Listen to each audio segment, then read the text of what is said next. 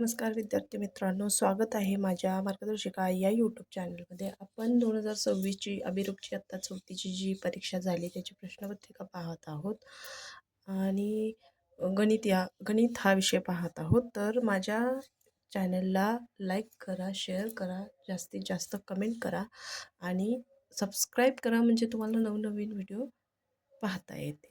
चला पाहूया प्रश्न क्रमांक 38. 240 कागद म्हणजे किती दस्ते कागद? पर्याय क्रमांक 3 या प्रश्नाचं उत्तर आहे 5,500 व 250 म्हणजे यांची बेरीज करायची आपल्याला प्रश्नामध्ये. तर या प्रश्नाचं उत्तर आहे पर्याय क्रमांक 2. पुढील प्रश्न, रेषाखंडाची आकृती कोणती? पर्याय क्रमांक 2 या प्रश्नाचं उत्तर आहे. एका आयताकृती बागेची लांबी 150 मीटर व रुंदी 75 मीटर आहे. तर बागेचं क्षेत्रफळ म्हणजे आपल्याला चौरसाचं क्षेत्रफळ वापरून हा प्रश्न सोडवायचा आहे. तर पर्याय क्रमांक 4 या प्रश्नाचं उत्तर आहे. वर्तुळाची त्रिज्या ही त्या वर्तुळाच्या व्यासाच्या निमपट असते. पर्याय क्रमांक 1 या प्रश्नाचं उत्तर आहे. 43 गुणाकार करायचा आहे. 4 अंकी संख्येला 2 अंकी संख्येने गुणायचं आहे. तर पर्याय क्रमांक 2 या प्रश्नाचं उत्तर आहे. गटात न बसणारी संख्या 4 ऑप्शन दिलेले आहेत. त्यामध्ये पर्याय क्रमांक 1, 2 आणि 4 हे 9च्या पाड्यातील संख्या आहेत आणि पर्याय क्रमांक 3 हे गटात न बसणारी संख्या आहे. अंश समान असताना ज्या अपूर्णांकाचा छेद लहान असतो तो अपूर्णांक मोठा असतो. पर्याय क्रमांक 3. 9.4/5 या अपूर्णांकाचे लेखन कसे करतात? पर्याय क्रमांक 3 या प्रश्नाचं उत्तर आहे. इष्टिका चितीला 6 पृष्ठभाग असतात. पर्याय क्रमांक 2 हे या प्रश्नाचं उत्तर आहे. इथं नाणी नोटावरती प्रश्न आहे हा.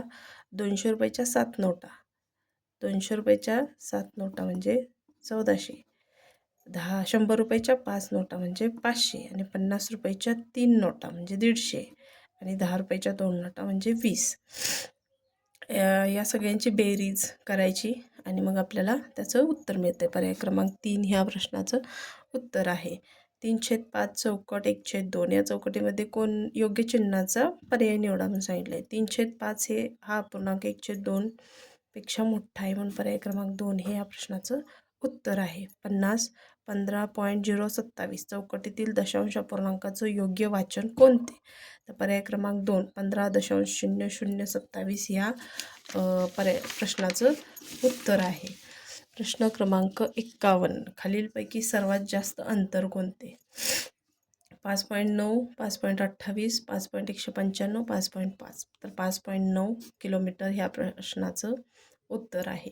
15 मुलांच्या गणवेशासाठी 4,500 रुपये प्राप्त झाले असल्यास गणवेशासाठी प्रत्येकास किती रुपये मिळाले असतील? 4,500ला 15ने भागल्यानंतर आपल्याला उत्तर मिळतं आहे.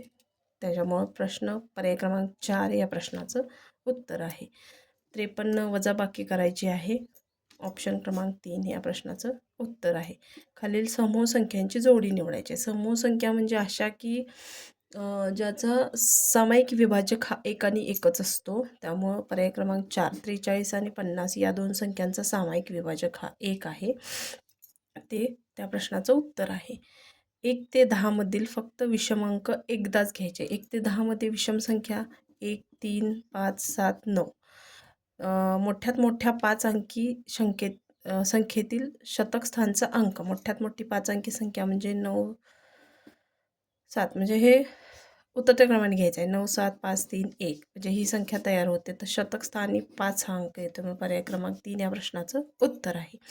40 ते 50 मधील मूळ संख्या आणि 70 ते 80 मधील मूळ संख्या यांच्या बेरजेतील फरक काढायचा. म्हणजे 40 ते 50 मधल्या मूळ संख्यांची बेरीज करायची आणि 70 ते 80 मधल्या मूळ संख्यांची बेरीज करायची. नंतर त्यांची वजाबाकी केल्यानंतर आपल्याला 92 हे या प्रश्नाचं उत्तर मिळते. 5 रीम कागदापैकी छपाई करताना 120 कागद खराब झाले तर किती डझन कागद छपाईसाठी प्रत्यक्षात वापरले असा प्रश्न विचारला आहे. तर इथं असा एका रिंगमध्ये 480 कागद असतात, तर इथं 5 रिम सांगितले. मग त्याच्यात त्यांनी आपल्याला डझन कागद विचारलेत.